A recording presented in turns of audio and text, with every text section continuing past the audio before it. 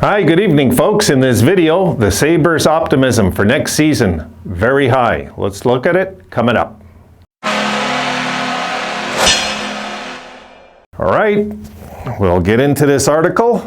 I thought you guys might like this when I read it, and I finally chopped it up and got it ready for you because this was a good read. This was a really good read. And I cut out some of it because it was way too long, but the main points I kept. So we're going to go right into this, guys, discuss it a little, and have a little fun with it.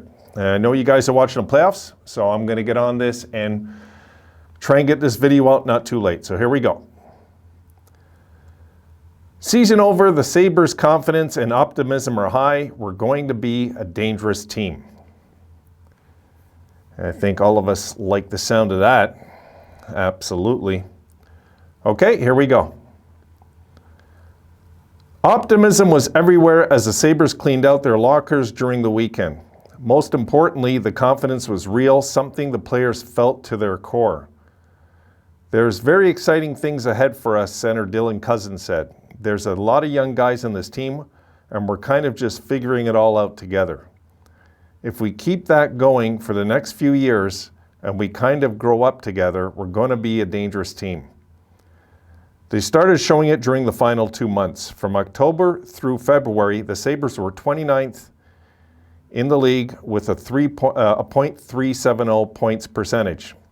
In March and April, they vaulted to 13th with a .625 points percentage. I think all of us seen that. All of us seen the change. We knew. We absolutely knew something was happening. Moving along.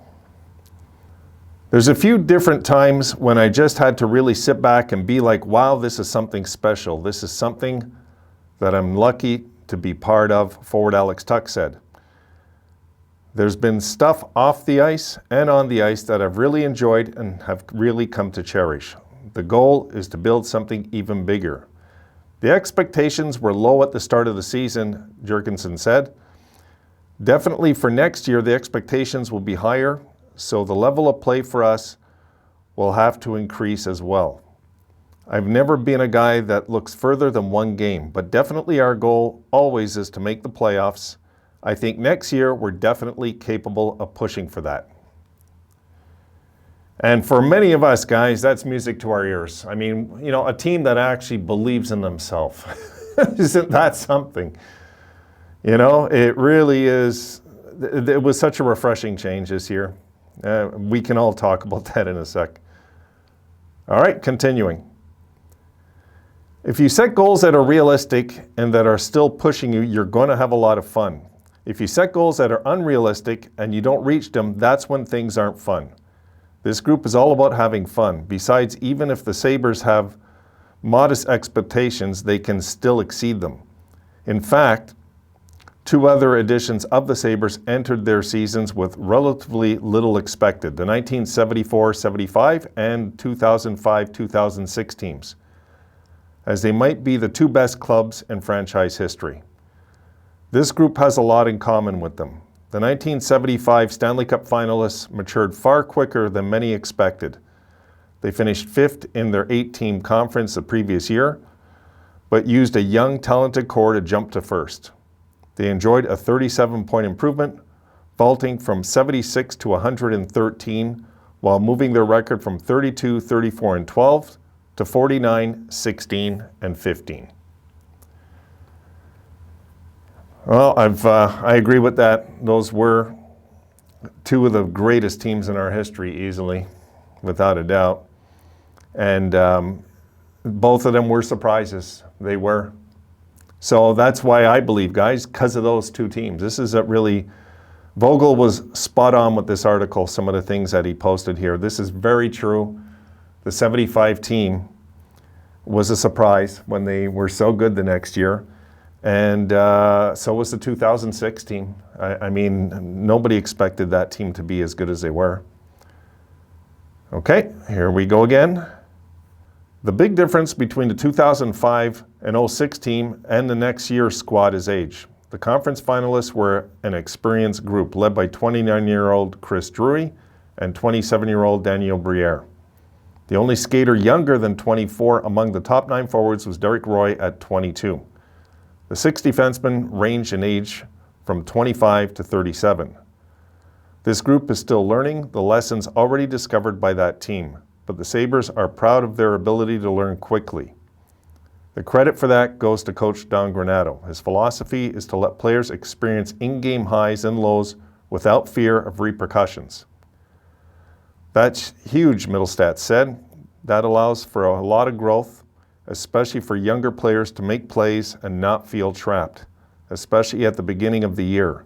I think you saw we made bad turnovers, some bad mistakes. All of a sudden, by the end of the year, we learned from them.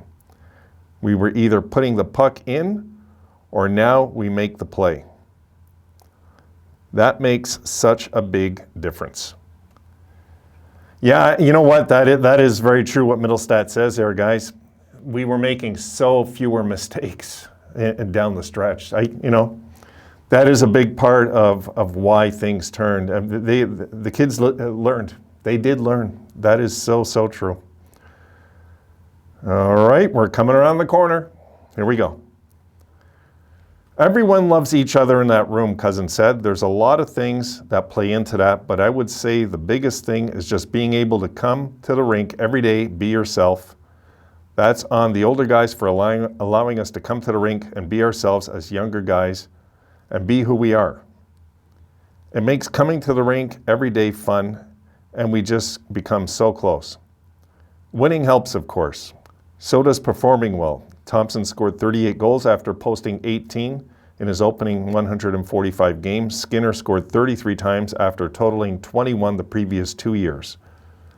With 53 points, Dahlin ranked 14th in franchise history among blue liners. Nearly every player will enter this offseason better than he was last summer. There's a lot of young guys that have taken major steps forward, and there's still steps to be taken, Skinner said. That's encouraging. And the way we finished the season, the positive steps we took as a team, those are things we want to build off of. We're looking forward to coming back and trying to do that. God, the feeling is just so good with this bunch, guys. As we, I think it's safe to say for most of us that I have the same feeling, guys, I did in the summer of 06. I wanted the summer to end, and I wanted to get right back with the Sabres in 07. After Carolina won that cup, I desperately wanted that summer to end, I remember. It's the only time, because I love the summer. Okay, guys, final clip. Here we go. So as the Sabres packed their gear and said their goodbyes, they were already preparing to say hello again. It seems September and training camp can't get here soon enough. There are games to win and growth to experience. I'm not going to make any promises, Tuck said, but we have high expectations in that locker room. I think even higher than the city of Buffalo and you guys in here. We're going to take pride in that. We're going to come and work, and we're going to try and prove some people wrong. And they're going to do it together.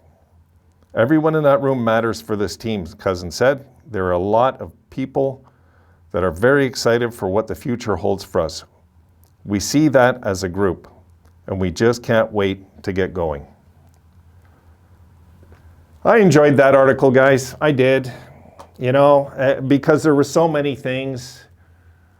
We didn't want, a lot of us didn't want the season to end, even though we weren't even in a playoff spot. We wanted to watch this team continue to develop, and that's what we got caught into this year, I believe. I believe we just got caught into the growth. We weren't thinking about playoffs. I mean, when we knew we were eliminated the 2 months before the fun times of down the stretch.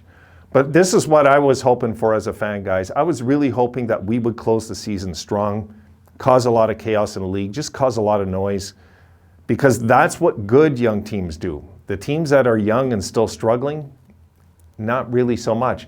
And even last year, we went down the stretch 9-11 in that brutal division we were in, and that gave me hope for this year. It did, And now with this happening, again, except a much stronger finish this time, and of course, no more BS having to worry about Jack and him wanting out. And we don't have to worry about those things going into next year. It's going to be so much more fresher when these guys come, to camp and they're all ready. Imagine how we're going to feel when this summer's ending and we know the Sabres are around the corner and we could see something special next year transpire.